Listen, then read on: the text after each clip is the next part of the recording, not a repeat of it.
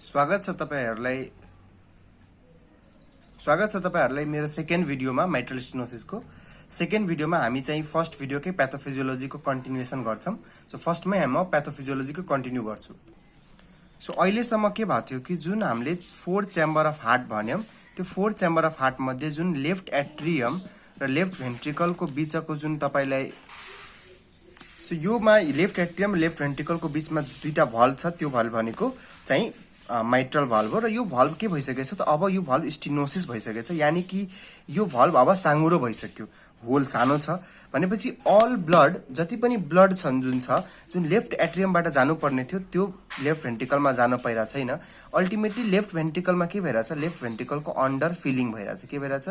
Left भेन्ट्रिकलको under feeling भइराछ र left भेन्ट्रिकलको under feeling भएको कारणले गर्दाखेरि अल्टिमेटली के एउटा कुरा हुन्छ भने लेफ्ट भेन्ट्रिकलमा थोरै ब्लड आएपछि त लेफ्ट भेन्ट्रिकलको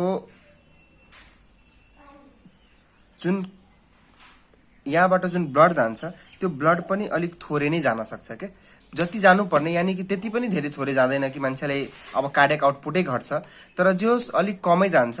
त्यो गर्दाखेरि जुन इम्पल्स हुन्छ त्यो इम्पल्स के हुन सक्छ, अलिक माइल्ड विक हुन सक्छ है। सो माइल्ड विक नर्मल एकैचोटी हुन सक्दैन, थोरै माइल्ड विकनेस हुन सक्छ, किनभने अन्डर फिल्ड भेन्ट्रिकलले जब ब्लड फाल्छ भने त थोरै ब्लड फाल्छ र त्यसको कारणले जुन इम्पल्स जेनेरेट हुन्छ त्यो चाहिँ माइल्ड विक इम्पल्स हुन्छ। अर्को कुरा हामीले के हेरेको थियौं कि लेफ्ट एट्रियमको के भइरहेको थियो, डाइलेसन भइरहेको थियो, जुन हामीले फर्स्ट भिडियोमा कुरा गरिसकेछौं। सो फर्स्ट भिडियो हेर्नु भएको छैन भने तपाईहरु पहिला फर्स्ट भिडियो हेर्नुस्। लेफ्ट एट्रियमको डाइलेसन भइरहेछ र एउटा स्टेज आउन सक्छ कि विथ टाइम कि माइट्रल एक्चुअली जुन यो स्टेनोसिस जुन हुन्छ हैन, त्यो स्टेनोसिस पनि प्रोग्रेस हुन थाल्छ। सो त्यो भन्दा पहिला म एउटा अझै कुरा जोड्न चाहन्छु तपाईहरुमा। के जोड्न चाहन्छु कि एक्चुअली S1 जुन साउन्ड हुन्छ, फर्स्ट हार्ट साउन्ड जसलाई हामी भन्छौं, त्यो S1 साउन्ड एक्चुअली किन हुन्छ, ड्यू टु क्लोजर अफ एभी भल्भ्स, यानी एट्रियो भेन्ट्रिकुलर भल्भको क्लोजरले गर्दाखेरि जुन साउन्ड आउँछ त्यो भनेको S1 साउन्ड हो। जुनमा चाहिँ माइट्रल भल्भ पनि त्यही हो, एभी भल्भ भनेको त्यो एउटा माइट्रल भल्भ पनि हो, यानी कि माइट्रल भल्भ क्लोज भएर जुन साउन्ड आउँछ त्यो साउन्डलाई हामी फर्स्ट हार्ट साउन्ड भन्छौं, यानी S1 भन्छौं।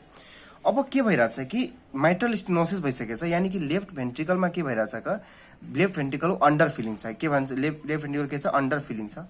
अब अन्डर फिलिङ छ भने के हुन्छ त, यो जुन के भन्छ लिफलेट्सहरु जुन छ त्यो लिफलेट्सहरु के हुन थाल्छन् त, अन्डर फिल्ड अवस्थामा जब अचानक भेन्ट्रिकल सिस्टोल स्टार्ट हुन्छ त्यति बेला यस्तो बुझ्नु पर्यो, हामीले के बुझ्नु पर्यो कि अन्डर फिलिङ नबुझौं। लेट सपोज कि एकछिनको लागि हामी अर्को कन्डिसन बुझौं। लेट सपोज कि तपाईको भेन्ट्रिकलमा एकदम धेरै ब्लड छ, यानी जति ब्लड हुनुपर्ने त्यति ब्लड छ भनेपछि के हुन्छ, लिफलेट्सको वरिपरि पनि के हुन्छ, ब्लड हुन्छ। यानी कि if there is ventricle is overfilled, यदि भेन्ट्रिकल ओभरफिल्ड छ भने लिफलेट्स को एराउन्डमा पनि के हुन्छ, ब्लड हुन्छ। यानी कि leaflets is floating in the blood. Leaflets केमा फ्लोट गरिरहेछ, ब्लडमा फ्लोट गरिरहेछ र त्यति बेला चाहिँ ओभरफिल्ड कन्डिसनमा यदि भेन्ट्रिकुलर सिस्टोल भयो भने अब के हुन्छ, ओभरफिल्ड कन्डिसनमा भेन्ट्रिकल यदि सिस्टोल भइरहेछ, भेन्ट्रिकल यदि कन्ट्र्याक्ट गर्यो भने अब के हुन थाल्छ कि यो जुन दुईटा भल्भ जुन छ त्यो एक्चुअली क्लोज हुन्छ र दुईटा भल्भ क्लोज हुँदाखेरि जुन साउन्ड आउँछ त्यो साउन्ड अब सफ्ट साउन्ड आउँछ अलि, किनभने वरिपरि के छ त, फ्लुइड छ, वरिपरि फ्लुइड छ र फ्लुइडहरु भएको कारणले गर्दाखेरि जब यो क्लोज हुन्छ साउन्ड तपाईले कस्तो आउँछ, सफ्ट साउन्ड आउँछ, यानी कि S1 साउन्ड हुन्छ त्यो सफ्ट हुन्छ। तर माइट्रल स्टेनोसिसमा के भयो कि लेफ्ट भेन्ट्रिकलमा ब्लड त धेरै छैन, लेफ्ट भेन्ट्रिकलमा ब्लड थोरै छ, यानी कि लिफलेट्सको वरिपरि भल्भ छैन, सरी लिफलेट्सको वरिपरि ब्लड छैन। लिफलेट्स के छ त अब यो भेन्ट्रिकल जुन छ त्यो ओभरफिल्ड नभएर अन्डरफिल्ड छ, अन्डरफिल्ड छ र लिफलेट्सको एराउन्डमा ब्लड अब छैन, यानी कि लिफलेट्समा एराउन्डमा ब्लड प्रेजेन्ट छैन र त्यति बेला लिफलेट्सको वरिपरि ब्लड खाली छ भने र त्यस्तो खाली त्यस्तो यो पुरै भनेपछि यो दुईटा लिफलेट्स हुन्छ, यो दुईटा लिफलेट्स अब के हुन्छ, जब कन्ट्याक्सन भेन्ट्रिकल सिस्टोल हुन्छ र लिफलेट्स क्लोज एक्चुअली जब एकअर्कासँग क्लोज गर्न खोज्छ यति बेला उसले बडी साउन्ड प्रोड्युस गरिदिन्छ, किनभने लिक्विडले पो साउन्डलाई अलिक कम गर्न सक्थ्यो, तर वरिपरि लिक्विड छैन भने अब साउन्ड बढी आउँछ। द्याट्स वाइ के हुन्छ, यो पेसेन्टहरुमा जुन S1 साउन्ड हुन्छ त्यो लाउडर हुन्छ। के हुन्छ त, लाउडर हुन्छ। सो के बुझ्नु पर्यो हामीले कि माइट्रल स्टेनोसिसमा जुन फर्स्ट हार्ट साउन्ड हुन्छ त्यो लाउडर हुन्छ। लाउडर किन हुन्छ किनभने माइट्रल भल्भको वरिपरि ब्लडहरु धेरै थोरै छ र थोरै ब्लड भएपछि जब क्लोज हुन्छ त्यसले बढी साउन्ड प्रोड्युस गर्छ। धेरै ब्लड भएको भए थोरै साउन्ड प्रोड्युस गर्थ्यो क्लोज हुँदाखेरि, तर थोरै ब्लड वरिपरि छ भने त्यस्तो बेला उसले जब क्लोज गर्छ माइट्रल भाल्भले त्यसले बढी साउन्ड प्रोड्युस गरिदिन्छ। So the S1 will be actually louder है। सो S1 के हुन्छ, लाउडर हुन्छ। तर हामी यो भन्दा एउटा एक स्टेप एडभान्स डिजिजमा जाम। लेट सपोज कि डिजिज अझै एडभान्स भइसक्यो र यति एडभान्स भयो कि यो भल्भहरू एक्चुअली क्याल्सिफाइड भइदियो र यति क्याल्सिफाइड भयो कि भल्भहरू मुभै गर्दैनन् हैन। सो लेट सपोज कि हामी एडभान्स स्टेजमा गइदियौँ, एडभान्स स्टेज, र एडभान्स स्टेजमा के भइहाल्छ कि भल्भ जुन हुन्छ माइट्रल भल्भ त्यो क्याल्सिफाइड हुन्छन्, क्याल्सिफाइड, र क्याल्सिफाइड भयो भने के हुन्छ, मुभमेन्ट जुन हुन्छ भल्भको त्यो मुभमेन्ट चाहिँ लस्ट भइदिन्छ, र मुभमेन्ट लस्ट भयो भने एक्चुअली के हुन्छ, अब यो भल्भ मुभै गर्दैन राम्ररी भनेपछि साउन्ड प्रोड्युस हुन्छ, यानि कि S1 साउन्ड जुन हुन्छ त्यो के भइहाल्छ, एकदम विक भइहाल्छ और एब्सेन्ट भइदिन्छ। सो विक र एब्सेन्ट कति बेला हुन सक्छ, एडभान्स स्टेजमा। कति बेला लाउडर हुन्छ, इनिशियल स्टेजमा। जति बेला इनिशियल स्टेज जति बेला ऊ मुभ गर्छ, मुभ गरिरहेको हुन्छ, तर भेन्ट्रिकल त अन्डरफिल्ड छ। सो अन्डरफिल्ड भेन्ट्रिकल्समा जब भल्भ क्लोज गर्छ त्यसले लाउडर साउन्ड प्रोड्युस गरिदिन्छ। तर जब एडभान्स स्टेज हुन थाल्छ, भल्भहरू क्याल्सिफाइड हुन थाले, भल्भको मुभमेन्ट लस्ट भयो र भल्भ मुभै गर्दैन भने त अब त्यो उसले साउन्ड के प्रोड्युस गर्थ्यो। त्यही भएर एडभान्स स्टेजमा S1 साउन्ड कि त विक हुन्छ कि त एब्सेन्ट हुन्छ। So still we are in pathophysiology, so नआत्तिनुहोस्। प्याथोफिजियोलोजी त्यति सजिलो पनि छैन। अब हामी कुरा गर्छौँ अलिक अगाडि बढेर, के कुरा गर्छौँ कि let suppose this is a heart, अनि मानौ कि अब डाइलेसन भइसक्यो, डाइलेसन भइ पनि सक्यो, र अब यस्तो अवस्था आइसक्यो, डिजिज यति एडभान्स भइसक्यो कि यहाँबाट धेरै थोरै ब्लड मात्रै कहाँ गइरहेछ त, लेफ्ट भेन्ट्रिकलमा थोरै ब्लड गइरहेछ, यानि कि यसको प्रेसर बढै छ। र प्रेसर यदि तपाईँले के हुन्छ, यति धेरै प्रेसर बढ्यो कि अब ब्लडहरू के हुन थाले, यहाँ भएको ब्लडहरू ब्याकफ्लो हुन थाले, र यहाँ ब्लडको ब्याकफ्लोहरू भएर कहाँ गए त, ब्लडहरू लङ्समा गए। ठिक छ। सो भल्भ स्टिनोज छ धेरै हैन, र प्रोग्रेसिभली के हुन्छ, लेफ्ट एट्रियममा प्रेसर बढ्दै जान्छ। एन्ड अब के स्टेज आइसक्यो कि ब्लड ब्याकफ्लो मुभ हुन थालिसक्यो कता, लङ्सतिर, र लङमा ब्लड ब्याकफ्लो मुभ हुन थाल्यो भने लङमा के हुन्छ, पल्मोनरी कन्जेसन हुन्छ। So there will be pulmonary congestion, र पल्मोनरी कन्जेसन भएर के भइदिन सक्छ भनेपछि पल्मोनरी इडिमा हुन सक्छ। के हुन सक्छ, पल्मोनरी इडिमा, यानी कि यहाँ भएको ब्लडहरू लङ्समा जान थालिसक्यो र लङमा पनि ब्लड अलरेडी त्यो ठाउँमा ब्लडको एक्सेस हुन्छ। अल्टिमेटली त्यहाँ के डेभलप हुन्छ, पल्मोनरी इडिमा, र पल्मोनरी इडिमा डेभलप भएपछि there may be the three things, that is एउटा हुन सक्छ अर्थोप्निया। अर्थोप्निया भनेको बेड, जब whenever the person lie down then the person will have difficulty in breathing, यानि कि लाई डाउन हुँदाखेरि, यसरी लाई डाउन हुँदाखेरि बेडमा उसलाई ब्रिदिङ डिफिकल्टी हुन सक्छ। अर्को हुन्छ PND, यानी कि प्यारोक्सिजमल नक्चर्नल डिस्निया। प्यारोक्सिजमल नक्चर्नल डिस्निया, यो प्यारोक्सिजमल नक्चर्नल डिस्निया किन हुन्छ, बेसिकली चाहिँ अब मान्छेहरूको रातितिर यति गाह्रो भइदिन्छ कि युजुअली के हुन्छ, रातितिरै मान्छे एक्चुअली बेडमा सुत्न जान्छ, र बेडमा सुतेको बेला के हुन्छ, the person will have increase venous return to the heart, र राइट हार्टमा भेनस रिटर्न बढ्यो भने धेरै ब्लड लङ्समा पम्प गर्छ, र लङमा अलरेडी के छ त, पल्मोनरी इडिमा कन्डिसन छ भनेपछि प्रोग्रेसिभली के हुन थाल्छ, अझै इडिमा वर्सेन हुन्छ र मान्छेलाई ब्रिदिङ डिफिकल्टी आउन सक्छ। सो अल्टिमेटली PND त्यही कारण भएको हो, रातितिर बडी चाहिँ अझै डिस्निया हुन सक्छ। अर्को चाहिँ सिम्पली मान्छेलाई अरू एक्जर्सनल डिस्निया हुन्छ, यानि कि कामहरू गर्ने बेला के हुन सक्छ त, सास फेर्न गाह्रो हुन्छ। सो पल्मोनरी इडिमाको कारणले गर्दाखेरि the person may have the exertional dyspnoea, the person may have the orthopnoea, and the person may have the paroxysmal nocturnal dyspnoea. So यो सबै कारण पल्मोनरी इडिमाको कारण भन्न सक्यो। सो अल्टिमेटली के भयो त, ब्याकफ्लो भएर पल्मोनरी इडिमा भयो। अब पल्मोनरी इडिमा भइसकेपछि के हुन्छ, normally actually right ventricle actually blood कता हाल्ने हो त, राइट भेन्ट्रिकलले ब्लड पम्प गर्ने हो लङमा। ठिक छ। अब यहाँ जुन भल्भ प्रेजेन्ट हुन्छ, यो भल्भको नाम हो के भल्भ त, पल्मोनरी भल्भ। के भल्भ, पल्मोनरी भल्भ। अब यो ठाउँमा अलरेडी के छ त, लङ्समा already there is a pulmonary oedema. लङ्समा के प्रेजेन्ट छ त, पल्मोनरी इडिमा प्रेजेन्ट छ। अब राइट भेन्ट्रिकलले अझै धेरै ब्लड पम्प गरेर लङमै फाल्यो भने त पल्मोनरी इडिमा अझै के हुन्छ, वर्सेन हुन्छ। यानि कि राइट भेन्ट्रिकलको यदि पम्प गर्यो भने, अझै ब्लड यदि पम्प गरिराख्यो भने, यानि कि पल्मोनरी इडिमा के हुन्छ, वर्सेन हुन्छ, मान्छेलाई अझै धेरै गाह्रो हुन थाल्छ। भनेपछि के गर्छ त लङमा एउटा एडेप्टिभ चेन्ज आउँछ कि लङले के गर्न थाल्छ आफ्नो भेसल्सहरू कन्स्ट्रिक्सन गर्न थाल्छ र लङमा जुन भेजो कन्स्ट्रिक्सन लङमा के हुन थाल्छ भ्याजो कन्स्ट्रिक्सन हुन थाल्छ र यो भ्याजो कन्स्ट्रिक्सन भएको कुराले हामी के भन्छौँ पल्मोनरी हाइपरटेन्सन यानी कि त्यहाँ के डेभलप हुन्छ लङमा पल्मोनरी हाइपरटेन्सन डेभलप हुन्छ वन्स पल्मोनरी हाइपरटेन्सन डेभलप भयो अब राइट भेन्ट्रिकललाई अझै धेरै गाह्रो भयो कि ब्लड पम्प गर्न लङ्समा यानी कि राइट भेन्ट्रिकलमा के हुन्छ प्रेसर बढ्छ राइट भेन्ट्रिकलको प्रेसर इन्क्रिज हुन्छ किनभने right ventricle has to pump the blood against the high resistance of the pulmonary vessels pulmonary hypertension भइसकेपछि पल्मोनरी भेसल्सहरूको रेजिस्टेन्स बढ्छ अब हाई रेजिस्टेन्स यहाँ छ भने यताबाट ब्लड फाल्न के हुन्छ गाह्रो हुन्छ अनि त्यही भएर राइट भेन्ट्रिकलको प्रेसर के भइरहेछ बढिरहेछ भने चाहिँ अल्टिमेटली के हुन थाल्छ राइट भेन्ट्रिकलको विथ टाइम हाइपर ट्रफी हुन थाल्छ अनि राइट भेन्ट्रिकल प्रेसर बढेर के हुन्छ त राइट भेन्ट्रिकलको हाइपर ट्रफी भइरहेछ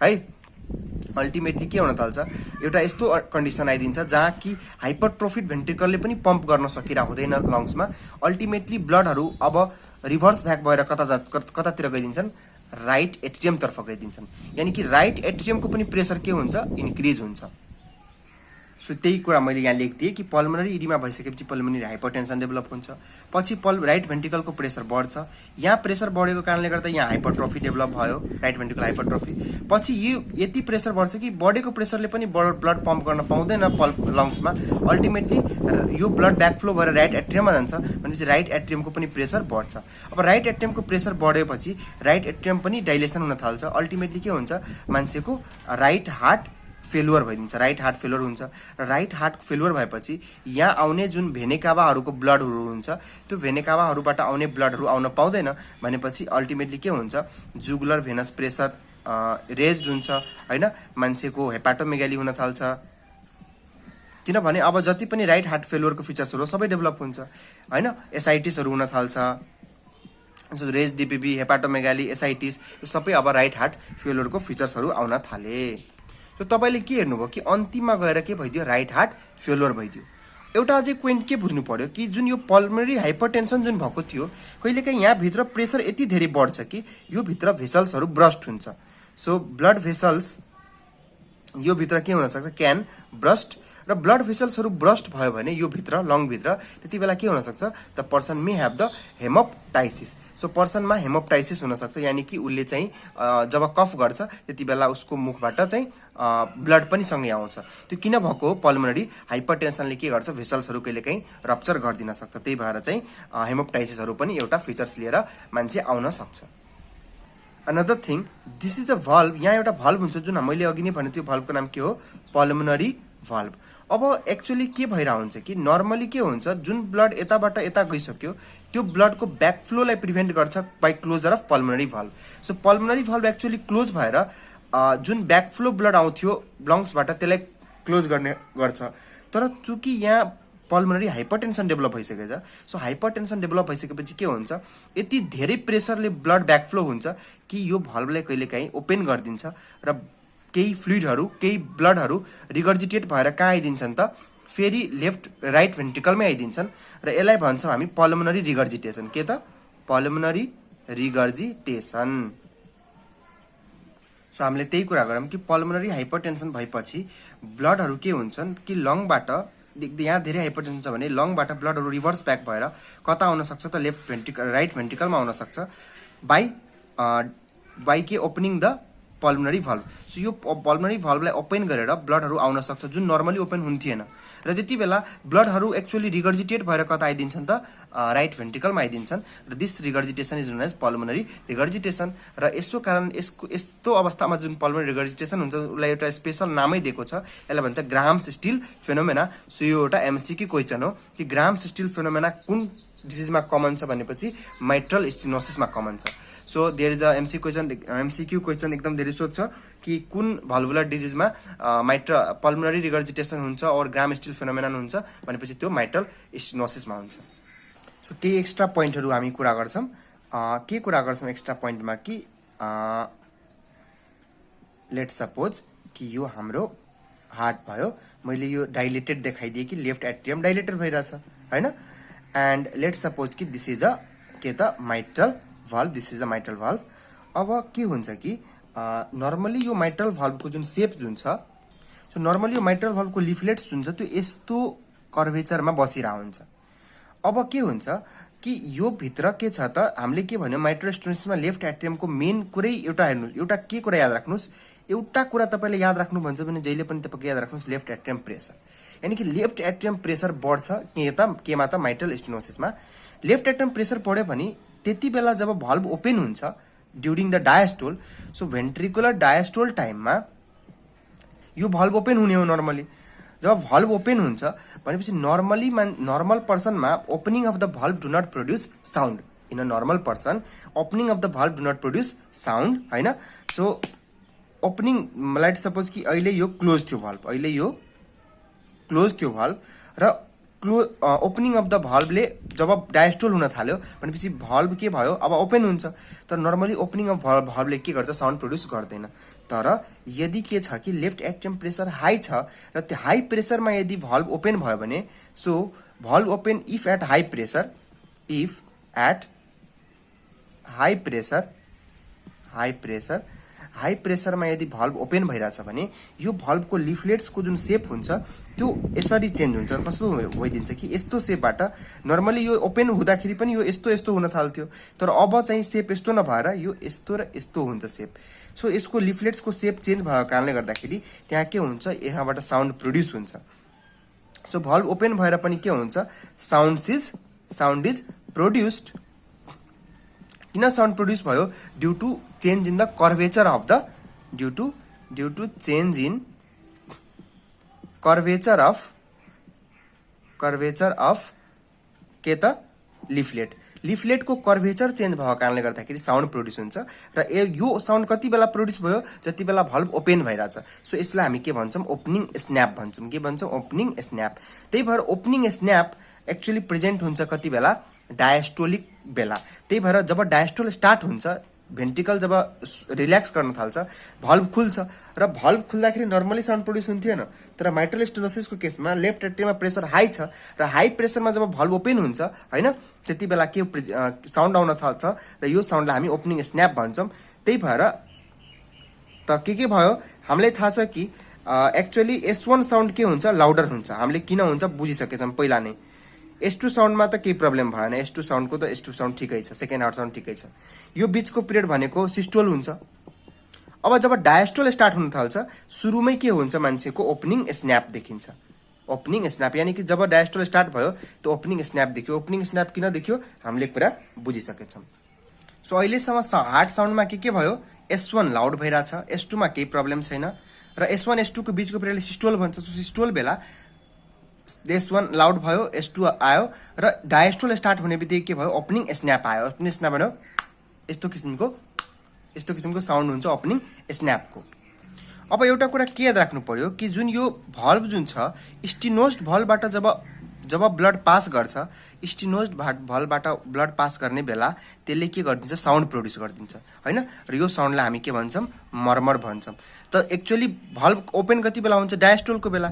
र डायस्टोल जब स्टार्ट भयो त्यति बेला पहिला भल्भ ओपन भयो। ओपन हुने बित्तिकै ओपनिङ स्न्याप आयो र ओपन अब एक्चुअली यो जुन ओपनिङ छ त्यो त न्यारो ओपनिङ छ। ओपनिङ के छ त, ओपनिङ न्यारो छ। अब न्यारो ओपनिङबाट तपाईँ आफै सोच्नुहोस् कि कुनै पातुलो पाइप, कुनै न्यारो पाइपबाट यदि तपाईँले कुनै पानी पास गर्नुभयो भने त्यहाँबाट के आइरहन्छ, एउटा साउन्ड आइरहन्छ हुन्छ, हैन। कुनै पाइपलाई जस्तो हामीले हेर्छौँ घरहरूमा, कहिलेकाहीँ पानी पटाउँदाखेरि बच्चाले कुनै पाइपलाई थिचिदिन्छ भने त्यो पाइपको एक्चुअली भेलोसिटी पनि बढ्छ वाटरको, अनि त्यो पाइपको जुन थिचेपछि त्यहाँबाट साउन्ड पनि आएर कुनै पाइप छ भने यो पाइपलाई हामीले यदि थिचिदियो भने यहाँ एक्चुअली वाटरको भेलोसिटी पनि बढ्छ र साउन्ड पनि प्रोड्युस हुन्छ। त्यसै गरी जुन अब न्यारो के भन्छ, तपाईलाई भल्भबाट यदि ब्लड पास हुन्छ भने र ब्लड पनि अब धेरै मात्रामा पास हुन्छ र माथि प्रेसर धेरै छ। सो हाई प्रेसरबाट यदि न्यारो हाई प्रेसर दिएर मैले न्यारो केही एरियाबाट ब्लडलाई पास गर्छु भने त्यहाँ के प्रोड्युस हुन्छ, मर्मर प्रोड्युस हुन्छ र यो मर्मर डायस्टोलिक बेला मर्मर देखिन्छ। So this murmur is known as mid diastolic murmur. So यो मर्मर यस्तो किसिमको तपाईले मानुस् कि यो मर्मर डेभलप भयो। त्यो कति बेला डेभलप भइरहेछ, डायस्टोलिक बेला, किनभने ब्लड एक्चुअली फिल हुने भेन्ट्रिकलमा त डायस्टोलिक बेला हो। सो यसलाई के भन्छ त, मिड डायस्टोलिक मर्मर भन्छ। त्यही भएर मिड डायस्टोलिक मर्मर सुनिन्छ। अब हामीलाई के थाहा हुनु पर्यो एउटा अझै कुरा कि भेन्ट्रिकलको फिलिङ जुन हुन्छ त्यसमा तीन फेजमा फिलिङ हुन्छ। एउटा भन्छ ऱ्यापिड प्यासिभ फिलिङ, जहाँ भेन्ट्रिकल जहाँ लेफ्ट एट्रियमले कन्ट्याक्ट नगरेरै फिल भइरहेको हुन्छ त्यसलाई के भन्छ त ऱ्यापिड प्यासिभ फिलिङ। अर्को हुन्छ स्लो प्यासिभ फिलिङ, यहाँ पनि के भइरहेको हुन्छ स्लोली एक्चुअली ब्लडहरू आइरहेको हुन्छ। त स्लोली आयो भने के हुन्छ स्लो हेर्नु पहिला सुरुमा ऱ्यापिडली ब्लड जब फिल भयो त मर्मर एकदम जोडले देखियो, मर्मर एकदम जोडले सुनियो। तर स्लोली ब्लड आयो भने फेरि मर्मर थोरै थोरै हुन थाल्छ। अनि लास्टमा हामीले थाहा छ कि 80% अफ द ब्लड जुन फिल हुन्छ त्यो ऱ्यापिड प्यासिभ र स्लो प्यासिभ यनि कि एट्रियल कन्ट्र्याक्सन नभएरै फिलिङ हुन्छ 80% अफ द ब्लडको। तर लास्टको 20% ब्लड फिल हुन त एट्रियाले के गर्छ कन्ट्र्याक्ट गर्छ, र एट्रियाले कन्ट्र्याक्ट गरे भने फेरि के हुन्छ त तपाईँले ब्लड हाई प्रेसरमा भित्रतिर आउन खोज्छ र त्यति बेला फेरि के हुन्छ मर्मर प्रोड्युस हुन्छ फेरि अगेन। यानि कि एकचोटि मर्मर धेरै प्रोड्युस भयो, फेरि मर्मर कम हुन थाल्यो, फेरि मर्मर बढी भयो। सो यो जुन मर्मर प्रोड्युस भयो यो मर्मर किन प्रोड्युस भयो ड्यू टु एट्रियल कन्ट्र्याक्सनको कारणले। सो माइट्रल स्टेनोसिसमा के भइरहेछ त एउटा सबभन्दा पहिला S1 साउन्ड लाउड भयो, S2 साउन्डमा केही प्रब्लम छैन। यो फेज भनेको सिस्टोल फेज हो। जब डायस्टोल फेज स्टार्ट हुन्छ डायस्टोल फेजको स्टार्टिङमै के हुन्छ भल्भ ओपन भएपछि ओपनिङ स्न्याप आउँछ। त्यसपछि के हुन्छ जब स्टिनोज्ड भल्भबाट जब ब्लड पास गर्छ त्यति बेला मर्मर आउँछ, र यो मर्मर भनेको सुरुमा के हुन्छ त ऱ्यापिड प्यासिभ फिलिङले गर्दाखेरि मर्मर बढ्दै गयो। त्यसपछि स्लो प्यासिभ फिलिङमा मर्मर घट्यो। त्यसपछि फेरि एट्रियल कन्ट्र्याक्सन गर्दाखेरि फेरि के हुन्छ अब फेरि ऱ्यापिडली ब्लड फिल हुन्छ भेन्ट्रिकलमा, फेरि मर्मर डेभलप आयो। सो यो जुन लास्टमा जुन मर्मर डेभलप आयो यसलाई हामी प्रिसिस्टोलिक एसेन्चुएसन भन्छौँ। के भन्छौँ प्रिसिस्टोलिक एसेन्चुएसन, किनभने यो पछि के हुन्छ फेरि तपाईँलाई अर्को सिस्टोल स्टार्ट हुन थाल्छ। त्यही भएर अर्को सिस्टोल स्टार्ट हुनुभन्दा पहिलाको मर्मर हो, त्यही भएर यसलाई हामी प्रिसिस्टोलिक एसेन्चुएसन भन्छौँ। र यो मर्मरलाई हामी मिड डायस्टोलिक मर्मर भन्छौँ। के भन्छौँ mid diastolic murmur. So ultimately दुई किसिमको मर्मर भयो, के भन्छ मिड डायस्टोलिक मर्मर र प्रिसिस्टोलिक एसेन्चुएसन और प्रिसिस्टोलिक मर्मर। सो कस्तो आयो त अब तपाईँ सुन्नुहोस्, S1 साउन्डलाई लब भन्छ, S2 साउन्डलाई डब भन्छ। सो जुन लुप जुन साउन्ड हुन्छ त्यो जोड ल्याउँछ, यानि कि लुप डुप, बुझ्नुभयो नि लुप डुप, त्यो भनेको ओपनिङ स्न्याप आयो। त्यसपछि मर्मर यानि कि दुईचोटि एकचोटि लाउड मर्मर सुनिन्छ, फेरि अर्कोचोटि मर्मर कम हुन थाल्छ अनि फेरि लाउड मर्मर सुनिन्छ। सो यस्तो किसिमको तपाईँले देखिन्छ केमा मिट्रल स्टेनोसिसमा हैन। सो यही कुराहरू याद राख्नुहोस् कि S1 साउन्ड लाउड हुन्छ, प्रिसिस्टोलिक एसेन्चुएसनहरू सुनिन्छ, ओपनिङ स्न्याप सुनिन्छ। अब मानौ कि यो इनिसियल स्टेज माइट्रल स्टेनोसिसको इनिसियल स्टेजहरूतर्फ यस्तो सबै फिचरहरू देखिन्छ। अब मानौ लेट सपोज कि कुनै मान्छेमा के हुन थाल्यो कि स्टेनोसिसहरू एकदम धेरै क्याल्सिफाइड हुन थाले। अब एडभान्स स्टेजमा के हुन थाल्छ कि मिट्रल भल्भ क्याल्सिफाइड हुन थाल्छ। क्याल्सिफाइड हुन थाल्यो भने भल्भको जुन मुभमेन्ट हुन्छ त्यो मुभमेन्टहरू जे होस् रेस्ट्रिक्टेड हुन्छ, यानि कि जति मुभ गर्नुपर्ने त्यति मुभ गर्दैन। भनेपछि क्लोज पनि राम्ररी भइरह हुँदैन क्या, र क्लोज राम्ररी नभएको कारणले गर्दाखेरि एक्चुअली क्लोजर भल्भले साउन्ड प्रोड्युस गर्ने हो नि त क्लोजै राम्ररी भइरहेको छैन साउन्ड कहाँ राम्रो प्रोड्युस हुन्छ भनेपछि सुरुमा चाहिँ लाउड साउन्ड प्रोड्युस हुन्छ भने अब लाउड साउन्ड नभएर अब चाहिँ झन् सफ्ट साउन्ड हुन्छ। सो एडभान्स स्टेजमा जुन S1 हुन्छ त्यो कस्तो हुन्छ त सफ्ट साउन्ड हुन्छ।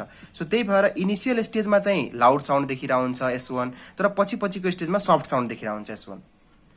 र अर्को कुरा एडभान्स स्टेजमा के भइदिन्छ एट्रियल फिब्रिलेसनहरू भइरहेको हुन्छ। एडभान्स स्टेजमा के हुन्छ एट्रियल फिब्रिलेसन भइरहेको हुन्छ, र एट्रियल फिब्रिलेसन भएको बेला एक्चुअली के हुन्छ एट्रियामा एक्चुअली इम्पल्सहरू जुन हुन्छन् एट्रियल इम्पल्सेसहरू, त्यो इम्पल्सेसहरू बेसिकली तपाईँलाई एब्सेन्ट हुन थाल्छन्। के हुन थाल्छन् एब्सेन्ट हुन थाल्छन्। र अर्को कुरा एट्रियल फिब्रिलेसन एब्सेन्ट त नभनौँ, जस एट्रियल इम्पल्सहरू चाहिँ ह्यापाजार्ड भइदिन्छन्, र ह्यापाजार्ड इम्पल्सहरू छ भने अल्टिमेटली के भइदिन्छ त एट्रियल इम्पल्स यदि ह्यापाजार्ड छ भने नो एट्रियल कन्ट्राक्सन हुँदैन।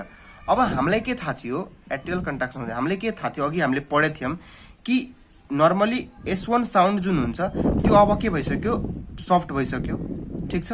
S2 साउन्डमा ल ठिकै छ, S2 साउन्ड त केही छ। अब ओपनिङ स्न्याप स्टिल देखिन्छ, ओपनिङ स्न्याप एडभान्स स्टेजमा पनि ओपनिङ स्न्याप प्रेजेन्ट हुन्छ। अब अर्को के हुन्छ जुन मर्मर मिड डायस्टोलिक मर्मर छ त्यो यहाँ पनि प्रेजेन्ट छ, तर प्रिसिस्टोलिक एसेन्चुएसन जुन एट्रियल कन्ट्राक्सनको कारणले देखिन्थ्यो त्यो एट्रियल कन्ट्राक्सन अब भइरहेको छैन भनेपछि नो प्रिसिस्टोलिक सो हामी के कुरामा थियौँ कि जुन डायस्टोलिक टाइममा जुन प्रिसिस्टोलिक एसेन्चुएसन छ त्यो चाहिँ एब्सेन्ट भइदिन्छ होइन। अनि अर्को कुरा चाहिँ किनभने एट्रियल कन्ट्राक्सन हुँदैन यदि एट्रियल फिब्रिलेसनहरू भइरहेछ भने होइन। सो यो सबै फिचर्स यो जस्तो तपाईँले दुईवटा स्टेजको हेर्नुभयो, एउटा चाहिँ अब यो एडभान्स स्टेजको हामीले हेरियौँ, अर्को चाहिँ तपाईँले इनिसियल स्टेजको पनि हट साउन्ड्सहरूको कुरा देख्नु भएको थियो। So these were the findings in the initial and the advance stage. So मैले एउटा डिफ्रेन्सिएट गरेर एउटा दुईवटा स्टेजको म डिफ्रेन्सिएट गरेर पनि भनिदिन्छु अलिक। इनिसियल स्टेज अफ माइट्रल स्टेनोसिसमा के हुन्छ कि एट्रियल फिब्रिलेसनहरू पल्मनरी हाइपरटेन्सनहरू डेभलप भएको हुँदैन। त्यति बेला मात्रै हामीलाई S1 साउन्ड लाउड सुनिन्छ, किनभने हाई प्रेसरमा चाहिँ भल्भहरू क्लोज भइरहेको हुन्छ, त्यही भएर S1 साउन्ड लाउड सुनिन्छ। S2 साउन्ड नर्मलै हुन्छ, अनि सेकेन्ड हार्ट साउन्ड नर्मलै हुन्छ। अब डायस्टोलको जति बेला फेज आउँछ त्यति बेला ओपनिङ स्न्याप सुनिन्छ होइन, किनभने हामीले भनेको थियौँ कि डायस्टोल हुँदाखेरि हाई प्रेसरमा जब भल्भ ओपन हुन्छ त्यसले साउन्ड प्रड्युस गर्छ। अर्को चाहिँ न्यारो भल्भबाट जब हाई प्रेसरबाट जब ब्लडहरू पास गर्छ भेन्ट्रिकलमा, एट्रियमबाट लेफ्ट एट्रियमबाट भेन्ट्रिकलमा, यति बेला तपाईँलाई मिड डायस्टोलिक मर्मर सुनिन्छ। र लास्टमा जब एट्रियल कन्ट्राक्सन भएर पनि भेन्ट्रिकुलर फिलिङ हुने काम गर्छ त्यति बेला हामीलाई प्रिसिस्टोलिक एसेन्चुएसन सुनिन्छ। एडभान्स स्टेजमा के भइसकेको हुन्छ कि S1 साउन्ड सफ्ट भइसकेको हुन्छ, किनभने अब भल्भको चाहिँ के भइसकेको हुन्छ त क्याल्सिफिकेसन भइसकेको हुन्छ, मुभमेन्ट रेस्ट्रिक्ट भइसकेको हुन्छ, भल्भ राम्ररी क्लोज हुँदैन, साउन्ड राम्ररी प्रड्युस हुँदैन। S2 साउन्ड तर लाउड हुन्छ। हेर्नुहोस्, यहाँ S1 साउन्ड लाउड थियो, यहाँ S2 साउन्ड लाउड हुन्छ। किन यहाँ S2 साउन्ड लाउड हुन्छ? किनभने एक्चुअली पल्मनरी हाइपरटेन्सन भइसकेपछि के हुन्छ त जुन के भन्छ यतातिरको जुन पल्मनरी र एओर्टिक भल्भहरू छ, त्यो बेसिकली जुन पल्मनरी भल्भ हुन्छ त्यो पल्मनरी भल्भको जुन क्लोजर हुन्छ त्यसले चाहिँ बढी साउन्ड प्रड्युस गर्छ, किनभने पल्मनरी हाइपरटेन्सनको इन्फ्लुएन्समा यदि पल्मनरी भल्भ क्लोज हुन्छ भने त्यसले धेरै साउन्ड प्रड्युस गर्छ, त्यही भएर S2 साउन्ड लाउड हुन्छ। अर्को ओपनिङ स्न्याप यहाँ पनि देखिन्छ, र अर्को कुरा मिड डायस्टोलिक मर्मर यहाँ पनि देखिन्छ। तर के चाहिँ प्रेजेन्ट हुँदैन कि यति बेला एट्रियल कन्ट्राक्सन एडभान्स स्टेजमा भइसकेको हुन्छ, तसर्थ प्रिसिस्टोलिक एसेन्चुएसन आउँदैन, किनभने एट्रियल फिब्रिलेसनमा एट्रियल कन्ट्राक्सन हुँदैन। एट्रियल कन्ट्राक्सन नभए प्रिसिस्टोलिक एसेन्चुएसनहरू देख्न सकिँदैन। So these were the differences between the advance and initial stages.